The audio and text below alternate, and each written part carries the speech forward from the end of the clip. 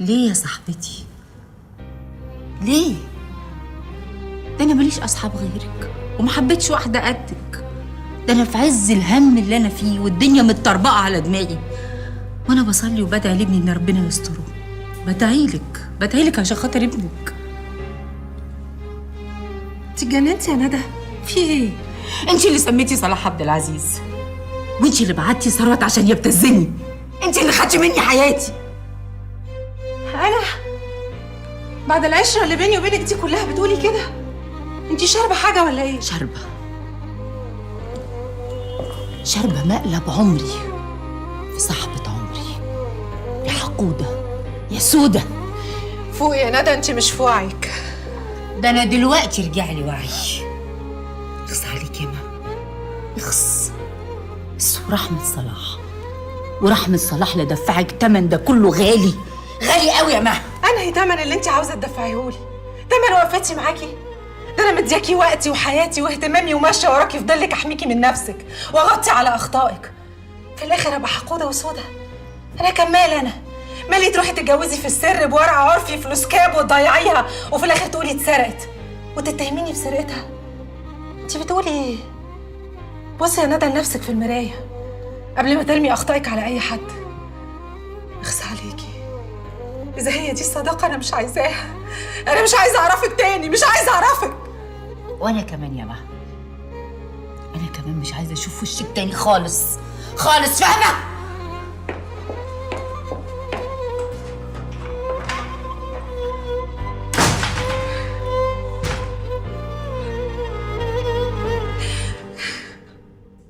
ده مش تحقيق ولا استجواب يا استاذ رأفت، احنا بنسأل بس. انا قلت لحضرتك اللي كلمتني من النمره دي هي طليقتي، اصل في بينا مشاكل على حضانه ابننا، اصلها اتجوزت.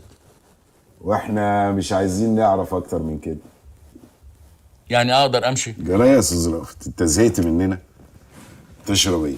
شكرا. هي متهمه بايه؟ ما عنديش فكره في ايه بالظبط، بس بعد اذنك هنواجهك بيها. ابعت لك البوفيه.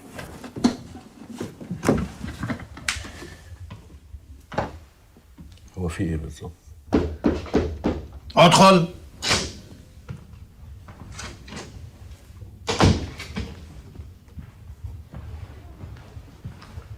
صباح الخير يا فندم.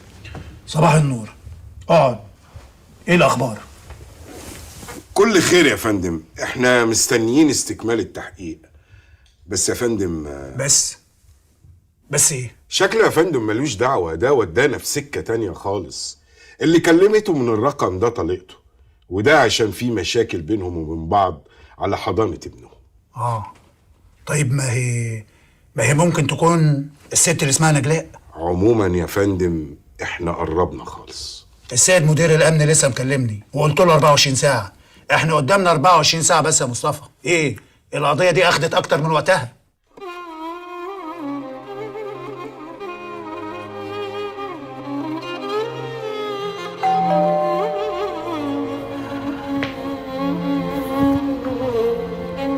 مين؟ أنا فتحي يا ست هاني. مساء الخير يا مدام. حضرتك مطلوب عندنا في المباراه، ممكن تشرفينا؟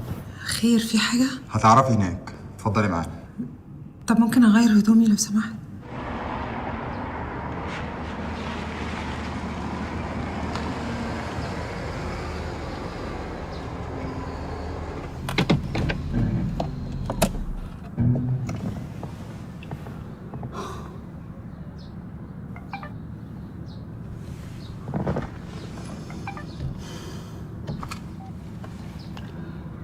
الو،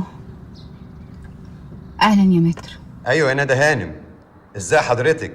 انا كويسه الحمد لله. انت عملت لي ايه؟ انا سالتلك عليه بس لسه ما وصلتلوش. هو ساب الكويت وراح الامارات، ده اللي انا عرفته. بس سمعته كويسه جدا وملفه نظيف. ازاي نصب عليكي؟ متشكره قوي، تعبتك معي. هبقى اكلمك ان شاء الله قبل ما اجيلك المكتب تاني. مع السلامه. الله يسلمك.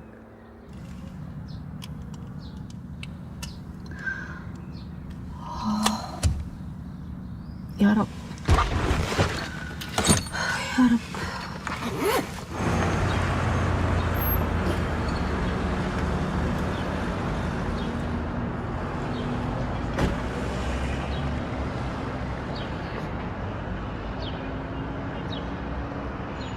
ايه يا فتحي؟ البوليس اخد مدام مها امتى؟ من يجي ساعة كده يا بيه. بس أنا ما أعرفش حاجة، بس أنا سمعتهم بيقول لمدام مها إنها مطلوبة في المديرية.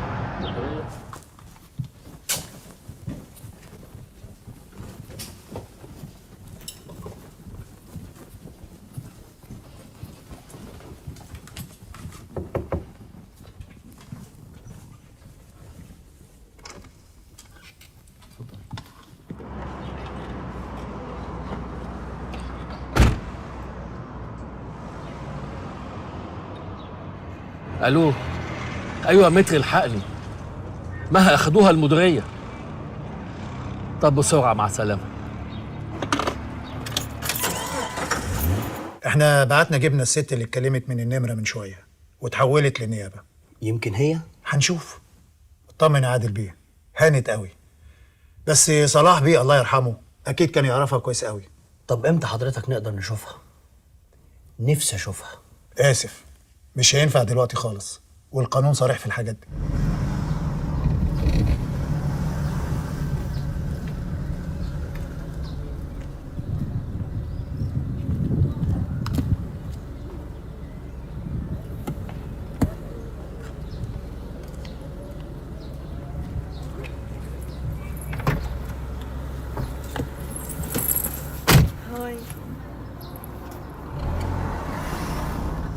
أنا آسف، ما كانش قصدي أزعلك. وانا عمري ما هزعل منك يا دكتور هاني.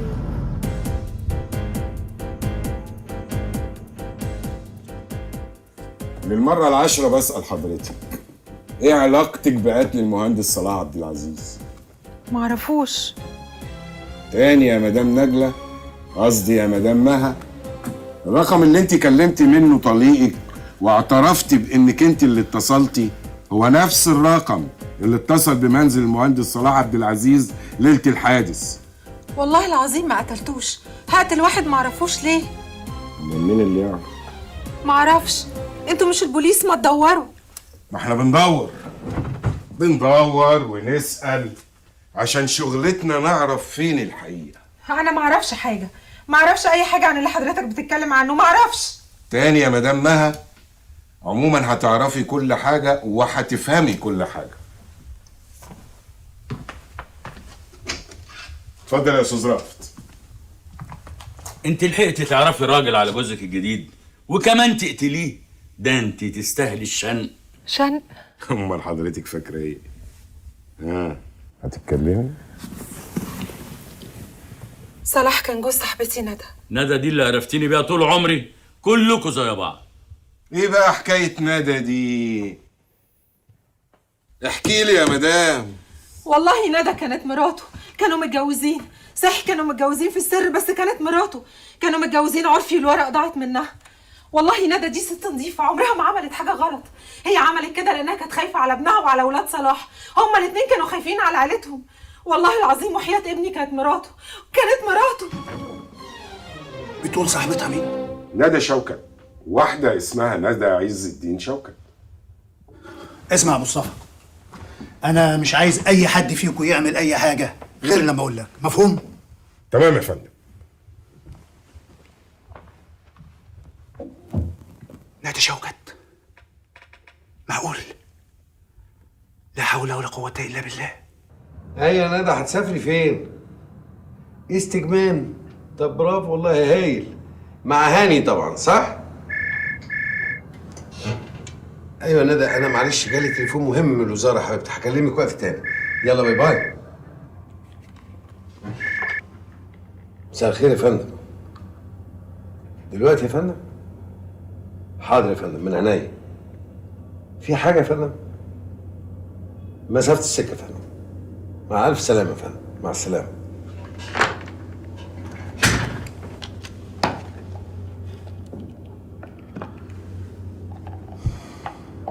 ايوه يا جميله، انا نازل مصر دلوقتي حالا. جالي تليفون مهم من الوزاره. لا مبروك على ايه؟ حركه الترقيات لسه بدري عليها يا حبيبتي. يلا بألف سلامه، مع السلامه. يا ترى في ايه؟ ايوه يا عادل.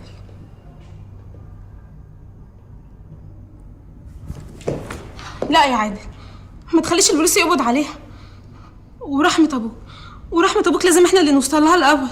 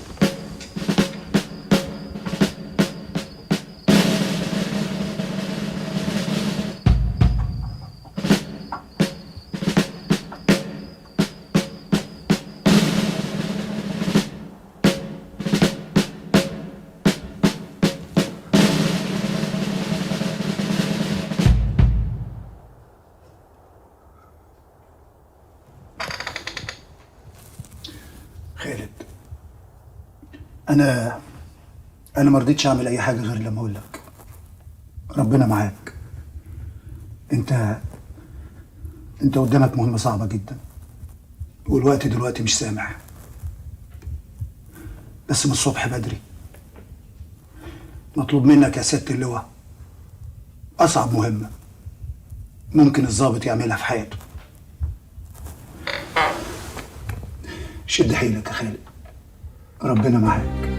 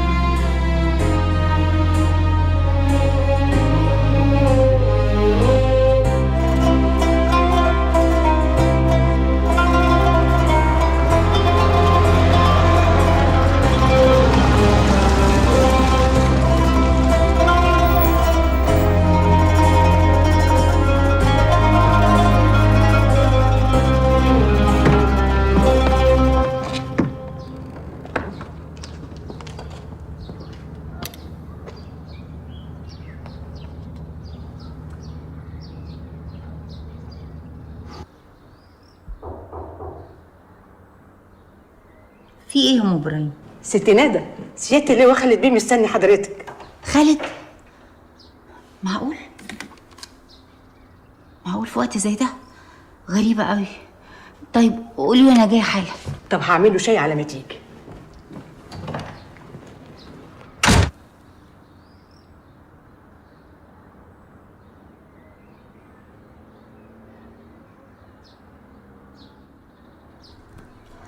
اهلا يا خالد، ايه مالك؟ أو أنت كده من صغرك طول عمرك بتسألي عليا واخدة بالك مني. وهو احنا لينا غير بعض؟ ساعات بحس إنك أمي رغم إن أنا الكبير، وساعات أحس إنك بنتي اللي ربنا ما رزقنيش بيها. انت هتكبر نفسك ولا ايه يا خالد؟ أنت بنتي فعلا، بس عمرك ما أشركتيني في همومك ومشاكلك، وخصوصا في الفترة الأخيرة. وهو انت يعني ناقص؟ مش كفاية عليك مشاكل شغلك اللي واخد منك كل وقتك؟ شغلي؟ كنت بحب شغلي قوي. انا عارفة ان انت اكتر واحد في الدنيا بتحب شغلك. ده انت يوم ما قبلت في كلية البوليس كان في فرح في بيتنا. متهيألي ده كان اجمل يوم في حياتك وفي حياة بابا الله يرحمه. الله يرحمه. لو كان عايش كان زمانه هيبقى فرحان قوي.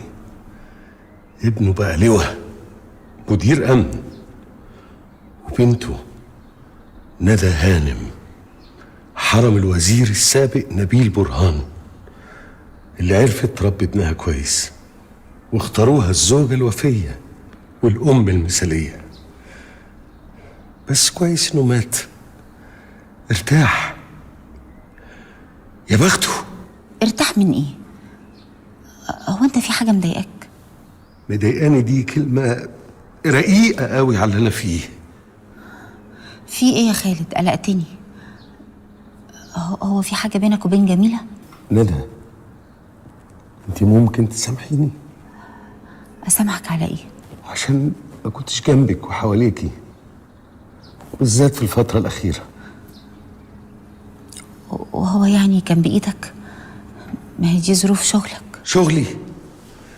يعني ما قدرها شغلي قوي. يا خسارة، كنت فاكرك بتحبيني أكتر من كده. انت بتشك في اني بحبك يا خالد؟ لو بتحبيني كنت كبرتيني زي ما انت كنت كبيرة عندي. كنت؟ أيوة كنتي. ولو اعتذرت من النهاردة اليوم الدين مش هقبل اعتذارك. انا مش فاهمه حاجه. طبعا مش فاهمة. هو انت لو كنت فاهمة كنت حطيتيني انا وابنك في الموقف ده؟ ابوس ايدك يا خالد، اشرح لي انت تقصد ايه؟ مين صلاح عبد العزيز؟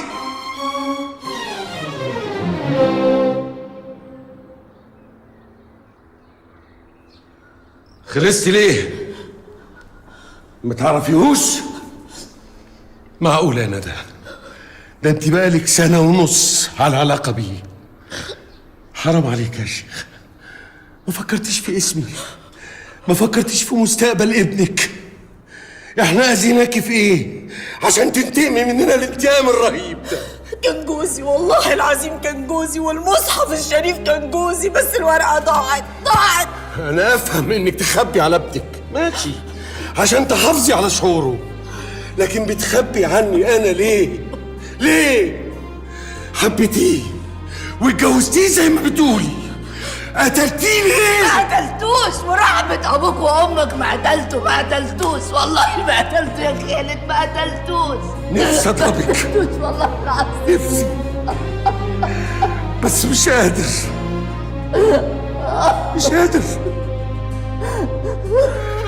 ندى يا شوكت، أنا جاي أقبض عليكي بتهمة قتل صلاح عبد العزيز.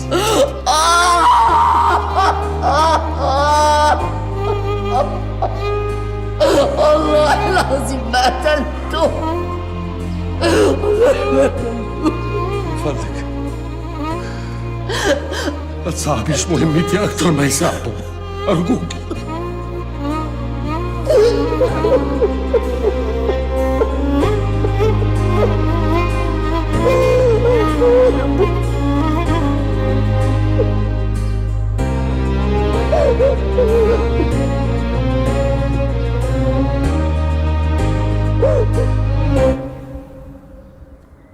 انتوا بتسموا الجواز العرفي ده جواز؟ مين المحامي اللي كتب لكم الورقة؟ مفيش محامي كمان؟ الله، ده انتوا عملتوا زي طلبة الجامعة. ومين بقى الشهود؟ 2 زمايلكم.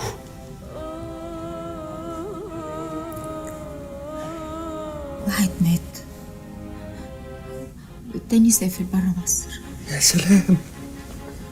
طب افرضي ان انا صدقت الحكاية السخيفة اللي بتقوليها دي، ممكن تقولي لي اتقتل ازاي؟ انت مصدق اني قتلته؟ والله العظيم مات لوحده. يا خسارة، عمال افتكر اسمي دلوقتي مش عارف ليه. خالد شوكت، مدير امن كفء. طص، كنت اشوف امن بيتك واختك. شغلتي حماية الناس، وما كانش عندي وقت احمي اختي. يبقى النتيجة النهائية بعد 30 سنة شغل وخدمة 0. وصفر كبير قوي كمان. انا اسفة، والله والله اسفه. اسفه؟ انت صعبتيه عليا قوي يا ندى. انا مش عارف هخرج من الاوضه دي اقول للناس ايه واقول لهاني ايه. والله ما انا عارف.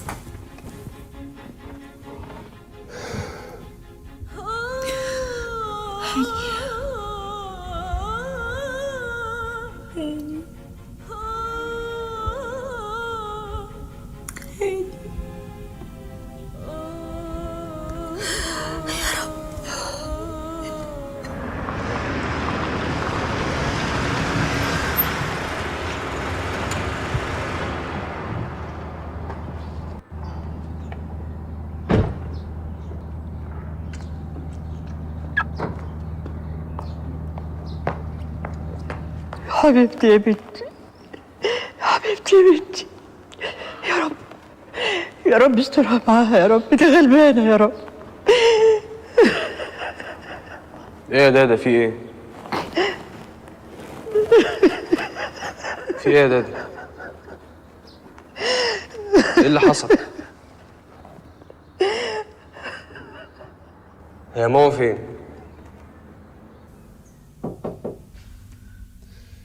اتفضل. سيادة اللواء، الباشا مساعد مدير الأمن مستني حضرتك.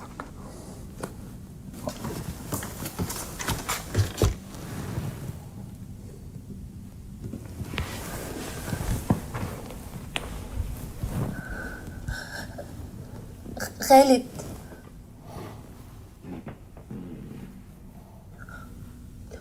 والله العظيم اسفه.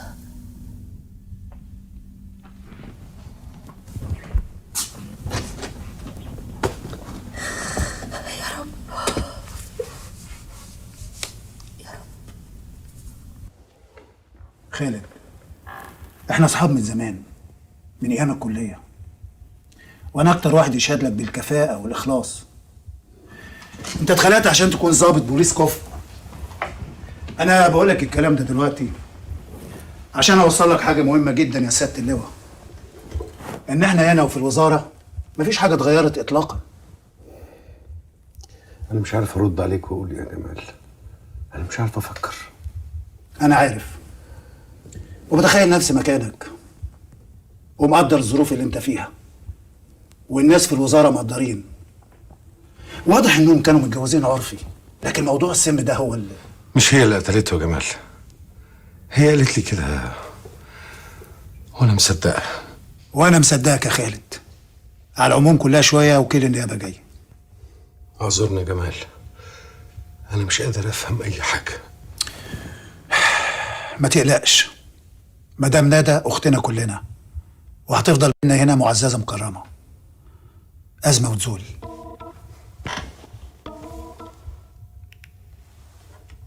ايوه جميل. عن اذنك يا سياده اللواء. اتفضل يا فندم. مصيبه جميله، مصيبه. أعوذ بالله. مالك يا خالد؟ في إيه؟ ندى. مالها ندى؟ جرالها حاجة؟ قبضت عليها بتهمه قتل رجل الاعمال صلاح عبد العزيز. إيه؟ فاكره القضيه اللي كانوا بيكتبوا عنها في الجورنال؟ أيوه. اللي هانم كانت متجوزه صلاح عبد العزيز عرفي. طب أقول لك إيه؟ أنا هقفل الاستراحة وأجي لك حالا. لا لا لا، تيجي ايه؟ ده انا في المديريه. لا، ما أنا لازم أنزل مصر. طيب وبيروحي على فيلة ندى. يا ترى اعمل ايه يا هاني؟ سامحني يا ابني، سامحني يا حبيبي.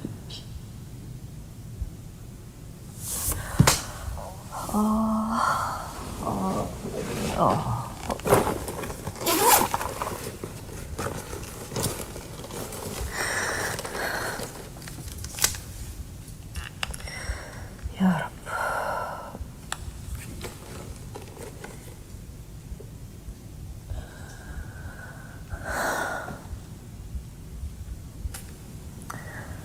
أنا عارفة إن عمرك ما هتسامحني، عارفة إنك هتكرهني، وعارفة إني ما استاهلش، بس محتاجة لك أوي يا هاني. أنا آسفة يا حبيبي، انا بحبك، والله بحبك قوي. هتقول ايه للناس لو سألوك عن امك؟ هتقول لهم ماتت؟ سامحني يا هاني.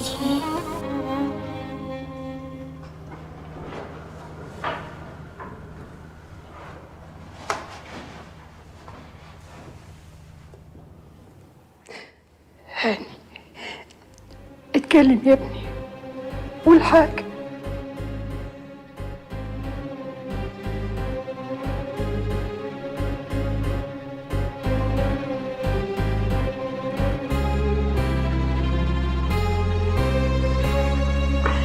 طب قول لي رايح فين؟ هاني اطمني، انسي كل حاجة. انت ما فيش اي حاجة عليك، المحامي طمني. طب ويحيى؟ المهم تطلعي من هنا الاول. انا لا يمكن اسيب يحيى يعيش بعيد عنك او عني انا كمان. نخلص من حاجة الاول. ادخل.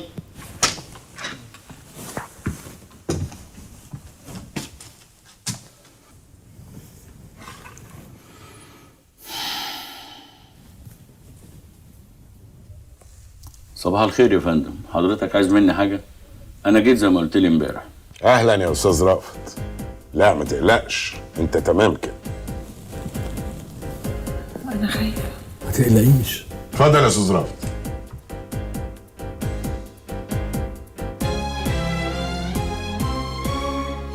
تشربوا حاجة؟ شكرا. لا متشكرين قوي. انا عايزه اروح الحمام. هات لي يا ابني قهوة ووصل المدام للحمام. تمام يا فندم.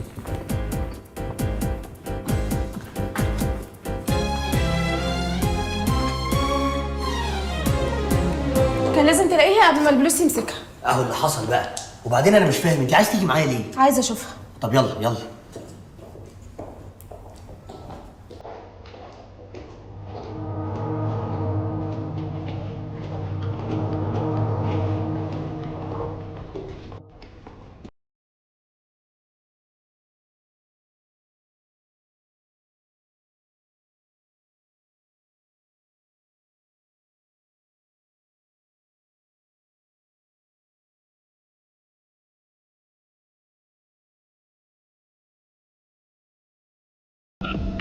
انت بقى اللي اخدت يحيى من امي؟ شهادة ميلاده اسمه يحيى رأفت بدوي. حضرتك بقى اللي ضيف جديد وتقيل علينا. عليكم؟ في ورقة جواز مها اسم جوزها شريف كمال مش رأفت بدوي. انا لو منك اشوف لي ست تانية اتجوزها عشان يبقى اسمي راجل متجوز، وبطل امسك بقى في واحدة ست مش طايقة وجودي في الدنيا واخد منها ابنها. كده تبقى مش راجل، تبقى ندل وجبان. وديني ما هسيبك. هتعمل ايه يعني يا اخي؟ استنى عندك منك له. احنا ما عندناش وقت للمشاكل العائليه دي. اتفضلوا لما نعوزكم هنبعت لكم. والله يا باشا انت هتنورنا وتشرفنا لو جيت الافتتاح. لازم تشرفني يا باشا. مع السلامه. متشكر جدا جدا. مع السلامه. مالك منور الايام دي؟ انا طول عمري منور، انت هتنكري بقى ولا ايه؟ طيب يا سيدي ان شاء الله دايما. بقول لك ايه يا حبيبي، انا عايزه انزل اشتري فستان عشان يليق بجوزي المنور، عشان انور زيه. ندى جايه؟ فكرتيني اما اتصل بيها. انت هتجنني يا راجل انت. انت مجنونه خلقه. عارف لو ندى جت انا مش جايه. انت مكبره الموضوع ليه؟ ما تعتبري الموضوع منافسه بينكم وبين بعض، او مثلا فستان مين احسن، او مين فيكم اللي هتاكل الجو. طب ايدك بقى على 25,000 جنيه عشان اشتري فستان. من عينيا. 5000 كفايه. الو. ايوه يا ابراهيم. مال صوتك؟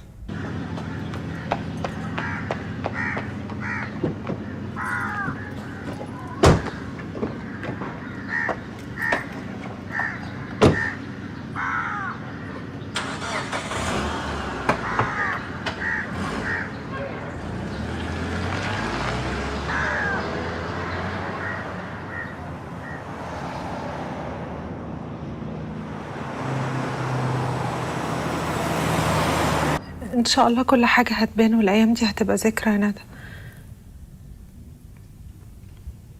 اوعي تزعلي مني، انا غلطت. كلمت رأفت من النمرة اللي اشتريتها من الممرضة وجابوا رأفت يسألوه جابوني. تهيألي ان كان عندك حق يا ندى، انا السبب في كل اللي انتي فيه ده. اصعب حاجة عليا في الدنيا الموقف اللي انا فيه دلوقتي، عشان كده كان لازم اخشلك واقولك اني عمري ما هسامح نفسي ابدا اني كنت السبب في انهم يوصلوا لك.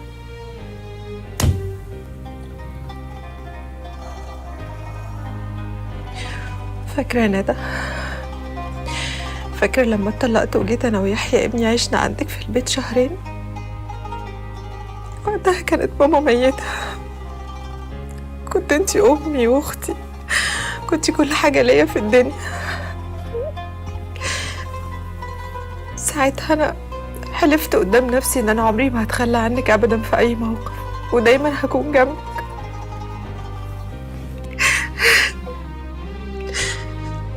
انا اسفه يا ندى، اسفه. اوعديني يا مها انك تاخدي بالك من هاني. اوعدك اني عمري ما هبعد عنك ابدا، انتي دايما هتفضلي اختي وحبيبتي. سامحيني يا ندى، انا اسفه. انا اللي اسفه اني ظلمتك يا مها، بس وحياة ابنك وحياة ابنك حاولي تحنني قلب هاني عليا عشان خاطري يا مها.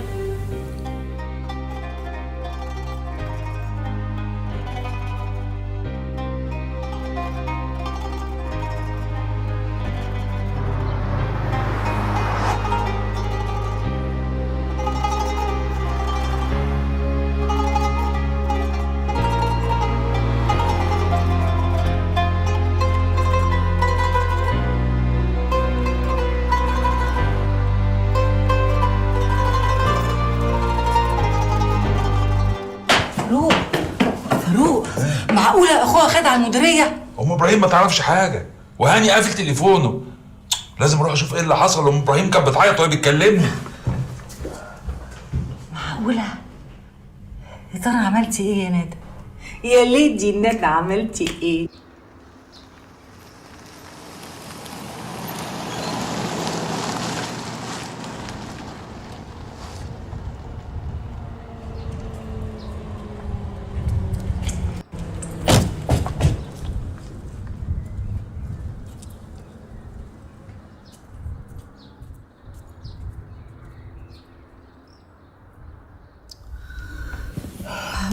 مفيش فايدة، هاني لسه قافل موبايله وما بيردش. معلش نحاول مرة تانية. الحمد لله ان هم سايبين لنا هنا موبايلات. انا مش عارفة احنا كنا هنعمل ايه لو اللواء خالد مش معانا هنا. وايه لازمة الموبايل معايا لو هاني ما بيردش؟ هاني ده الزفت ثروت. هاتي، احنا ازاي ناسين ثروت ده لغاية دلوقتي؟ على فكرة اخوكي لازم يعرف. بلاش يا مها، خالد مش ناقص.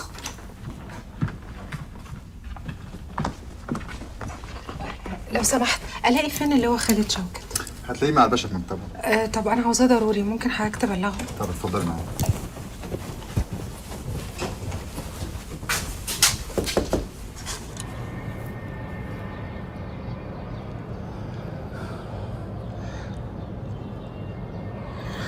يا ايه الحكايه؟ ما بتردش ليه؟ ما تردي. اتصل تاني. انت فاكره يعني هتروحي مني فين؟ وراكي. خالد بيه، في موضوع انا عاوزه اكلم حضرتك فيه. انا عارفه ان انت مش ناقص، بس في مكالمه لازم تسمعها. الو؟ ايوه يا استاذ ثروت. الو؟ ايوه يا مولاتي، انت نايمه ولا ايه؟